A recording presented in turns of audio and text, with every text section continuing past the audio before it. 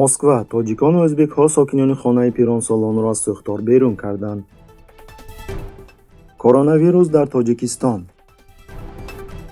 Сокинони Хуҷанд талаб доранд сурати Раҳмон гирифта шавад.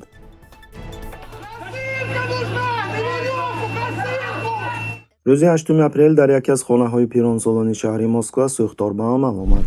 чӣ тавре ки оҷонси иттилоъоти Спутник менависад, муҳоҷирони меҳнатӣ аз Осиё Миёна, ки дар як хонаи ҳамсоя зиндагӣ мекарданд, аввалин шуда барои наҷот додани пиронсолон аз бинои сӯхта истода кӯмак карданд. Как успели, помогали пострадавшие. Но вы кого-то сами спасали как-то? Мы много что спасали. А Много знали кого-нибудь, кто там сейчас оказался? Ну, неизвестно, потому что много женщины были, неизвестно. пеш аз омадани кормандони вазорати ҳолатҳои фавқулода, муҳоҷирон аз Тоҷикистону Ӯзбекистон сокинони пансионатро наҷот доданд.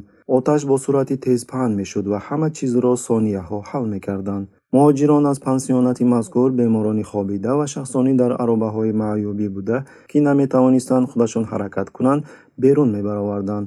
муҳоҷири меҳнатӣ бо номи Ҷамшед ба хабарнигорон дар бораи рӯйдода нақл намуд. Точно bilmayman-ku, 7-8 odamga yordam berdik. Pastga tushirdik. 3-darajadan 3 kishi bo'lib, 2 tojik, o'zbek, 2-darajada ham odam bo'ldi. рӯзи 8 апрел тақрибан соати 9 бегоҳ таркишро шунида ба берун баромадем ва бинои сӯхта истодаро дидем ва барои наҷотдиҳӣ шитоб кардем. 3 нафари мо аз ошёнаи сеюм 7-8 нафарро кӯмак кардем. Сказал, помогите, и мы вышли помогать. Как помогали, как все происходило, какая площадь пожара была? Все дымом обхвачено было. Все было в дыму. Огня не было.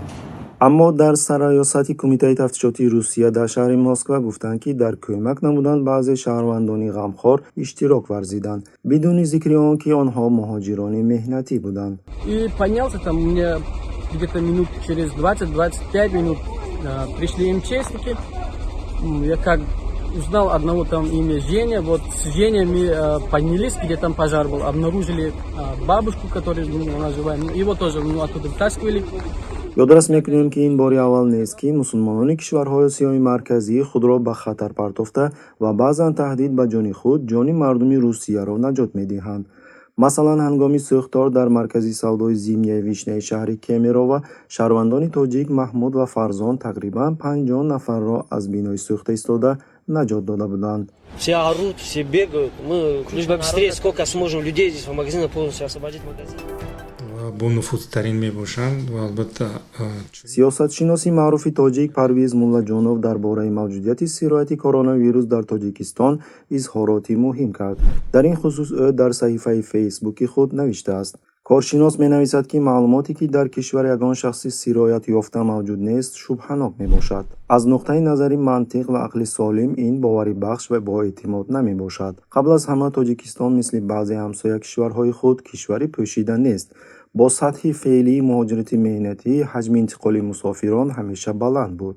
кишвар марзҳояшро тақрибан дар як вақт бо ҳамсояҳои худ баст, мегӯяд сиёсатшинос. дар бораи сабабҳои эҳтимолии вусъати сироятшавиро пинҳон доштани мақомоти кишвар, Муллоҷонов мегӯяд: ба назари ман инҷо чанд сабаби эҳтимолӣ вуҷуд дорад. якум, ҷанбаи иқтисодӣ. мақомоти тоҷик воқеъбинона ҳарос доранд, ки роҳандозии карантин соҳибкории хурд ва миёнаро, ки феълан дар вазъи начандон хуб аст, нобуд мекунад. дуюм, мақомот аз таҳлука тарс дорад, ки баъд аз эътирофи расмии вуҷуди пандемия дар кишвар сар хоҳад зад. чунин ҳолат дар охири моҳи феврал баъд аз бастани марзҳо рух дода буд.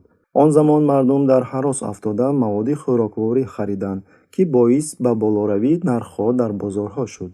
сеюм, эҳтимол дорад мақомот ба ин боваранд, ки ин мушкилӣ паси сар мешавад ва мӯҳлати хуруҷи коронавирус дар кишварро ба дарозо кашонд. шояд мантиқи коршиносони ҳукуматӣ ба ин тартиб аст: беш аз 70% аҳолии кишвар ҷавон ҳастанд ва барои онҳо пандемия камтаъсир хоҳад буд. дар ин росто фавти насли калонсолон чандон чашмрас наменамояд. дар оянда бошад ба пайдо шудани масуният ё иммунитети ом метавон умед баст. чорум, метавон дар бораи заминаҳои сиёсӣ низ ҳадс зад. дар шароити омодагӣ ба интихоботи президентӣ роҳандозии карантини шадид ва муфлис сохтани соҳибкории хурд ояндаи хушоянд нест. داخل کنسر داخل یگان تالاری مجلس در ضمنی یادرس میکنیم که تا به امروز مقامات تاجیکستان دلیل آشکار کردن سرایت یافتگان با ویروس کووید 19 در کشور را رد میکنند. خلیر است نه چما است. من با تکرار میگم لتال است. فوت از این کسلی در دوره 3.5 فاز رو تشکیل میده. از ساکنان بینای بسیار آشیانه در مرکز خوجند خواسته شده است که بانر با صورت رئیس جمهور امام علی رحمان برداشته شود. با سبب بانری بزرگی آویخته شده خانه ها تاریک است و نفس کشی مشکل می باشد و حتی روزانه چراغک گریان است. شکایت میکنند ساکنان بینا. اطلاع میدهد رادیوی آزادی. مقامات محلی تا حال به شکایت ساکنان پاسخ ندادند. یک سال پیش در بینای بسیار آشیانه نزد مرکز جوانان در مرکز شهر خوجند بانری بزرگ با صورت رحمان آویخته شده بود. مسئولان محلی گفتند که بانری مذکور در 2 هفته برداشته می شود، اما بعدتر وعده خود را فراموش کردند. تلاویدین احمدوف با همسرش در یکی از خانه های بینای مذکور زندگی می کنند. ما زیاده از 1 سال است که عذاب می کشیم. کندیسیونر کار نمی کند. در منزل و بالکن نفس کشیدن مشکل است. علل خصوص در فصل تابستان وقتی حرارت طاقت ناپذیر گرم می شود و از بانر بوی نافارم می براید. این چقدر دوام می کند؟ خشمگین می شود صاحب منزل. با گفته ساکنان بارها به مقامات شهرداری خوجند مراجعت کردند، اما در آنجا جرأت نکردند که بانر با صورت رئیس جمهور را از آنجا بگیرند. امروز روز آفتابی است، اما خانه تاریک می باشد. تمام روز چراغک گریان است، میگوید تلاویدین احمدوف. خیمیچسکی свойства تیار شدگی بوی تفت این آدم کسل میکند. یادرس میکنیم که در تاجیکستان صورت‌های رئیس جمهور و بانرها با اقتباس از گفته‌هایش در همه شهرها و در همه راه‌های ماشینگرد آویخته شدند. اینچنین در همه اداره‌ها و مؤسسه‌های دولتی نیز آویخته شدند.